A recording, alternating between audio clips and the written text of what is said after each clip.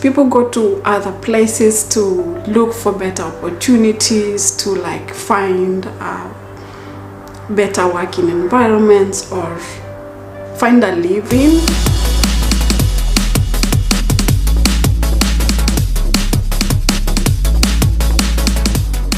Hello Littlesilver family, welcome back to another episode of my journey to the Middle East. Thank you for being here, thank you for subscribing, thank you for supporting me. And today we are going to analyze an approximate 3-month budget for being in Dubai on a visit or tourist visa. So the first thing you need to get is a visa. So my visa cost approximately 800 dirhams. That is for 3 months. It depends. Sometimes the price varies. That is the minimum charge you can get. The price varies with agent or country of origin as well. But on this point of view, I'm talking in regards to being a Kenyan. So 800, the least you can get for a visit visa. After you get your visit visa, it's valid for 1 month. So within 1 month, you're supposed to enter the country. A visa doesn't take long. It takes between 3 up to even a day to process. And you only need your passport. The passport should be valid for at least 6 months from the date of expiry. I mean, you cannot apply for the visa and maybe your passport is expiring in 2 or 4 months time. So you need to have a 6 months validity for the visa to be approved. Then second thing is the flight ticket. As mentioned earlier, I would advise you book independent slots. You can find so many sites to compare, to do price comparisons, and as well plan your journey and book early in advance. For instance, this is I use flight scanner mostly, and you can always set and then open up like this. So you can do one way and you can always see so many flight offers, and this is the best, which is it's a direct price. It's a direct flight actually, and it's 832, and this is best because it allows you the flexibility to be able to determine and also manage your return flight. So I would highly recommend that you book 2 flight tickets, but with the same airline. Let's say you book with Ethiopian Airways, you book on the same airline the flight into the country, the Middle East, and another flight from Middle East to your home country, which is return flight separately. And then you will have the flexibility of changing, cancelling, depending on your situation after 3 months for the visa, because sometimes this visa is extendable. You can extend up to 3 times. As long as you're inside the country, you can extend. It's called in-country visa change, which you pay almost the same amount you paid for the visa or more, because there are also labor charges included. Then after the flight is your travel. And ensure to have all your document. The visa may be printed. Print your visa, have your passport, and that's it. You come to the country. For the flight is approximately, let's give it 1,500. That is in dirhams. I'm giving the estimates in dirhams. You can do the calculation. The rate at the moment, I think it's 28 or 29 Kenyan shillings per 1 dirham. And then the accommodation you can get, I would speak this from a point of view for someone who is new. The least you will get, unless you know someone here, it's let's give it an approximately of 600 dirhams or 500 dirhams. Depends on where you land, but that is the average rate. It's about 500 dirhams, the minimum I think you can get, or even less. It depends on where you stay, how many people you're staying. So for the accommodation for 3 months, you'll need 1,500, and with that you need to save a little bit higher because it's unpredictable. Putting in mind that you might want to extend your visa. Maybe you see an opportunity that might arise after maybe 4 months. Most people get lucky enough, you can get a job even within the first month, but it's not guaranteed. That's why previously I recommended that doing the agent way is actually putting yourself in a good situation, and you put less on your plate, and it's more peaceful. It's not for the weak. Looking for work, it's not for the weak. So coming to my very first point also, apart from budget, because apart from budget, which is financial, I would say you have to be mentally prepared. Mental preparation for such an adventure. Leaving your country, coming to a new environment, you will experience things you have not experienced maybe before. You might meet people who will try to make you feel like you don't need to exist somewhere, and for that you have to be mentally and emotionally prepared. Then the next thing would be food. For food, I would give an approximate of around 1,200. That is for the 3 months. You can be able to manage that. Mostly when you do the cooking yourself, you can be able to manage with like 1,200. It could go higher. If you save more, you can just decide to have a good stay. So the other budget that you need to have is money for mobile top up, because you need to be calling. Sometimes you have to do a follow-up with agencies or a follow-up with companies, because it's a device. Like if a company doesn't get back to you, you can always call them and follow up. Hey, I did an interview on this date. I'll just call in to check on the status of the interview process, and then you will know. Sometimes with these type of calls, you can be able to identify if you stand a chance with the company and make better decisions. Then navigation, to save on, let's say, data, because data is quite high in this country. You can always download offline maps, and you can be able to navigate you can be able to go to places without challenges of like running out of data or being stranded. For my most part, I used I'll show you. So you go to Play Store and search for 2GIS. It's location specific. When you download it, it will ask you the city you are in. So you have to enter Dubai or Sharjah, because we have like different Emiratis. So depending on the location you are, you can feed in the location, and then it will be specific to that location. So 2G.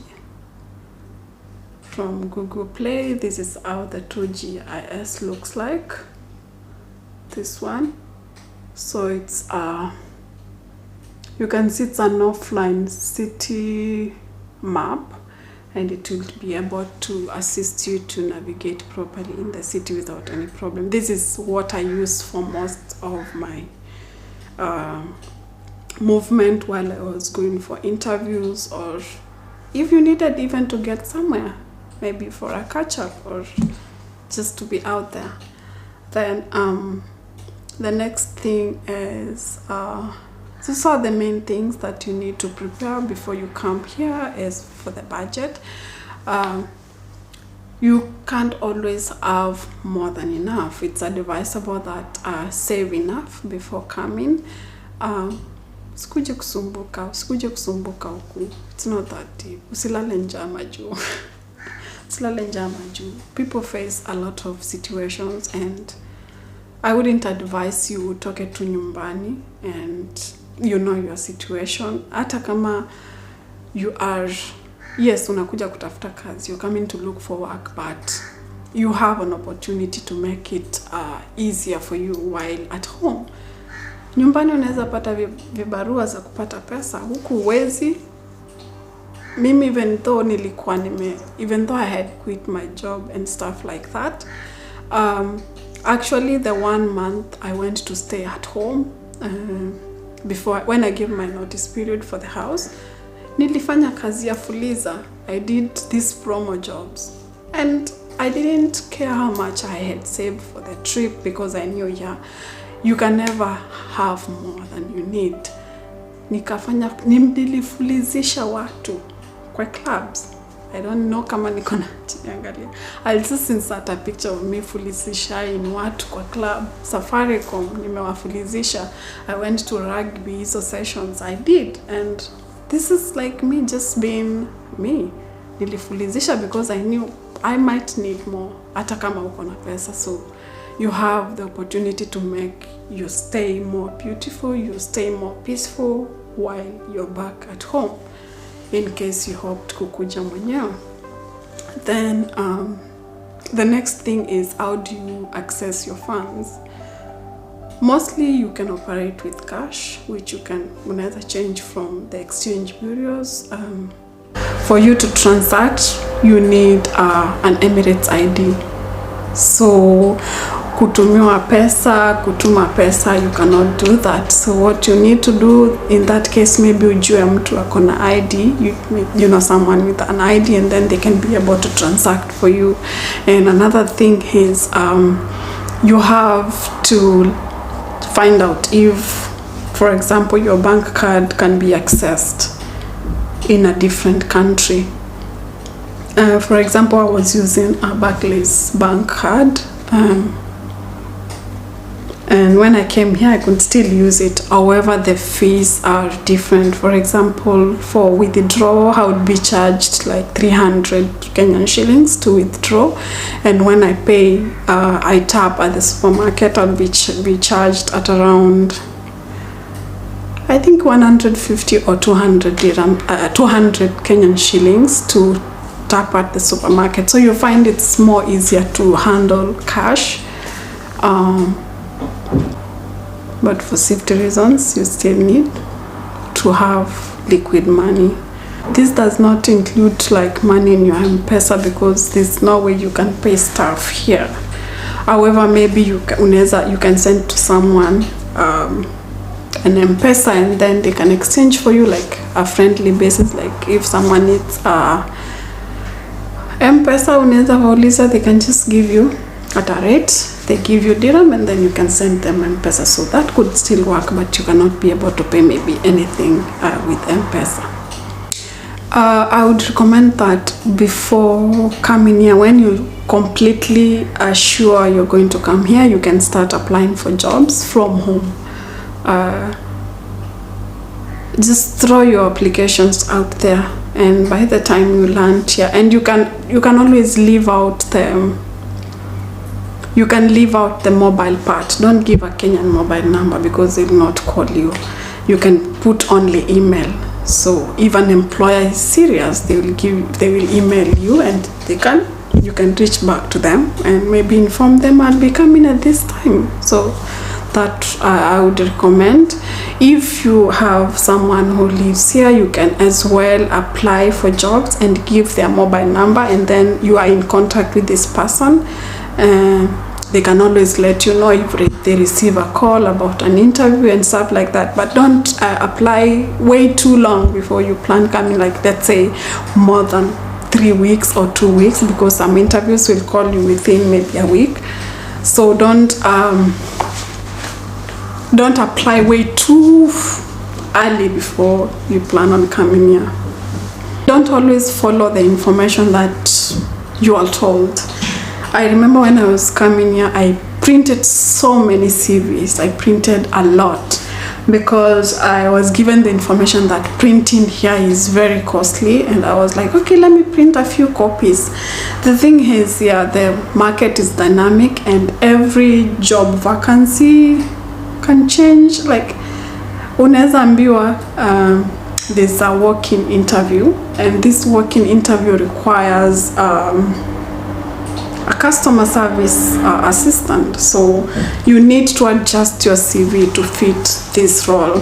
And I just remember the formats that I had used and the CV that I printed. I didn't use them as much. They didn't help me, and I found it as a waste because I still had to print from here. So just have some money aside that you can be able to print documents, to print a passport copy whenever it's needed.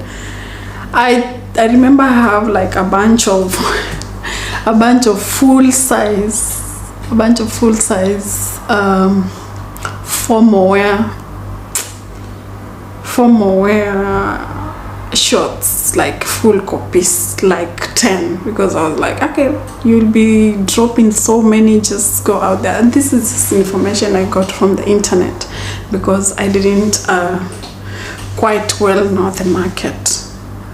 So yeah, just have some money set aside for printing purposes, and from time to time you might want to access data, so you can as well buy, because you never know, sometimes you might run out of internet in your place you're staying and you might need a quick data catch up. So yes, you can. And then for like ladies, I would advise for you to properly to have enough grooming products. For example, makeup, foundation, just jipange tu kutoka nyumbani. I'm not saying you cannot find makeup here, but the thing is, when you're new somewhere, you don't know where to get products and you don't know the exact prices to get the products on. So for men, on the grooming products, it's okay. Shaving is not, it's not above the budget thing. You can always find a reasonable place to shave. But so yeah, plan yourself. I remember I came with braids when I was new, and then I stayed with the braids for like 1 month, and I removed the braids and I just rocked my hair. And if you do the skin, if you do the hair routines, you need a proper blow dry, because I have never been able to find a good blow dry that is strong enough for our curly hair. I tried ordering online, but I didn't quite, I was not satisfied with how it was doing my hair. But unlike other people, my hair can just still comb. Like, see the picture here, I was just rocking my hair and it was good.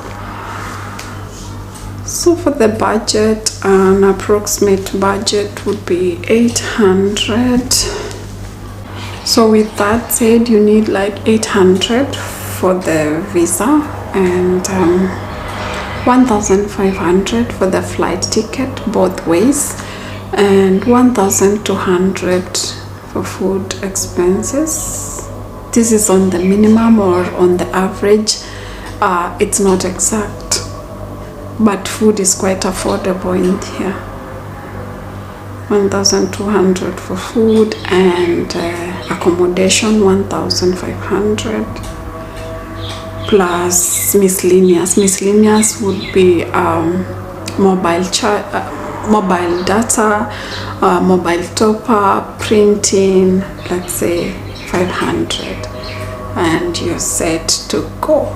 So a total of around